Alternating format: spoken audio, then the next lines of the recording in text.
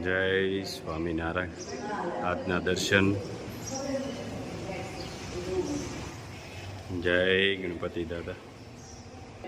જય ગણપતિ દાદા.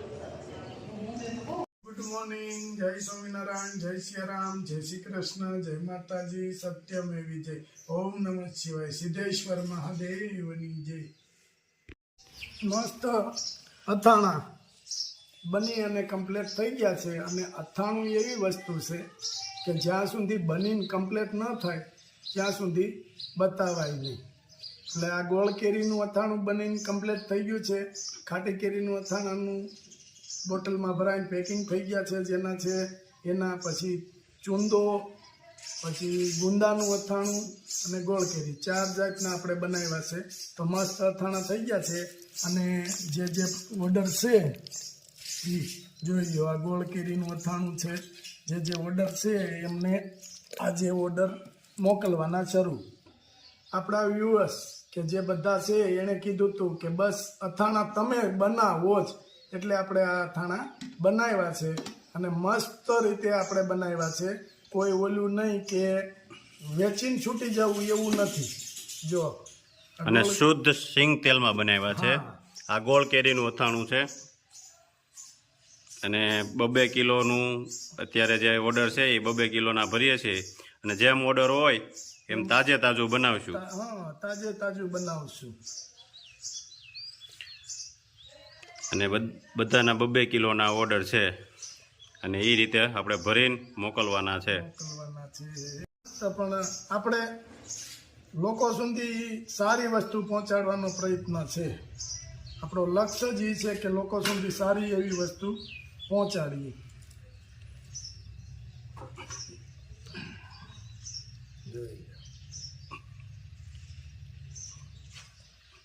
એકદમ બવણીમાં પેકિંગ માથે આવશે. હા, જીપલોક વાળી થેલી એમાં પેકિંગ કરીશું. મસ્ત 2 કિલો. અને આપણે જેટલો ઓર્ડર આવે છે એટલા જ અથાણા બનાવશું. તાજે તાજા ફ્રેશ.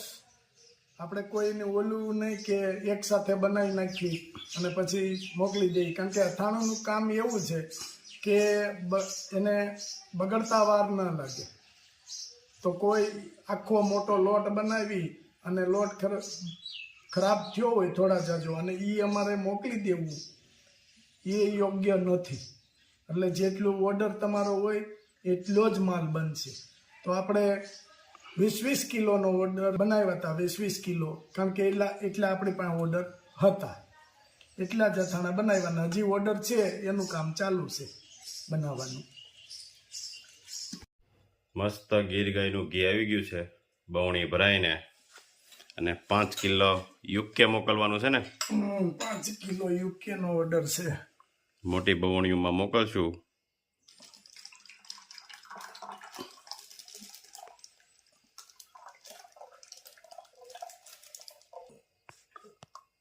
મસ્ત ઘી આપણે મોકલવાનું છે યુકે 5 કિલો.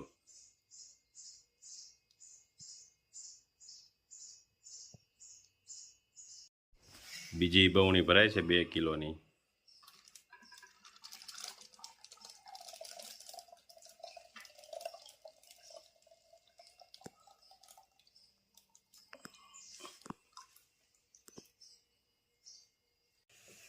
યુકે નું પાર્સલ છે 5 કિલો ઘી. આ 2 કિલોની બવણી છે અને આ કિલોની 5 કિલો ઘી. 1 કિલો કાચરી,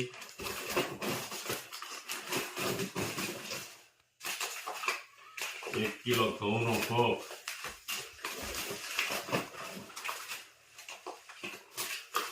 1 કિલો આખું જીરું, 1 કિલો ધાણા જીરું અને 1 કિલો હળદર.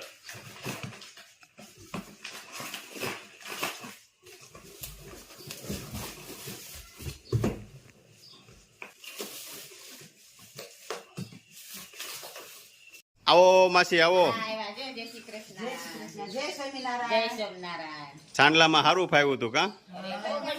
હે એમ કર્યું હોત તો જુનાગઢ રોકાઈ ગયા હોત તો યશના હાહરા ન્યા હા તો તમે રોકાણા હોત તો આવો આવો શું કરત બધાય સારું યો ભાઈ આવો માસી બહુ ઝાઝા દીએ આવ્યા છો માસી હો આવ્યા છે ને હા ભલા તાળી પાડ આસી આવ્યા માસી આવ્યા કોડ માતન દોરો લાવ્યા ડબુક માસી ડબુક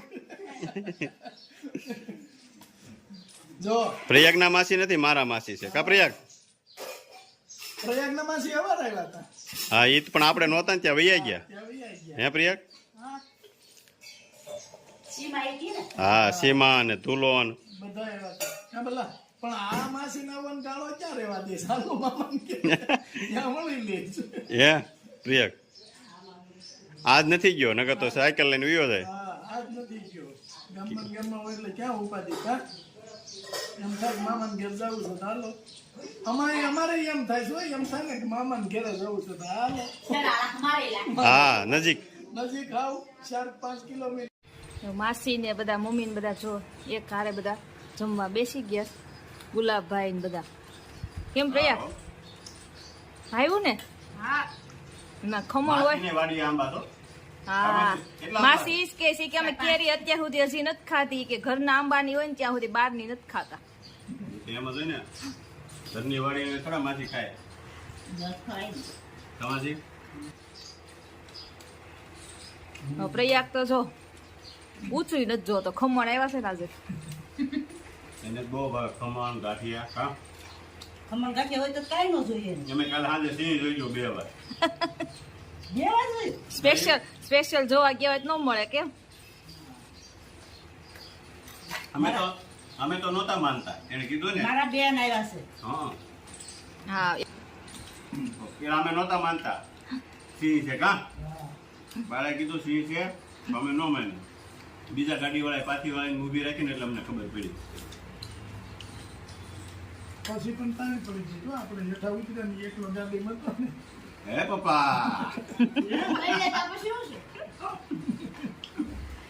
પછી તાણી પડી ગઈ પછી દાદા ને નહીં જોયા તમે ક્યાં જોયા પપ્પા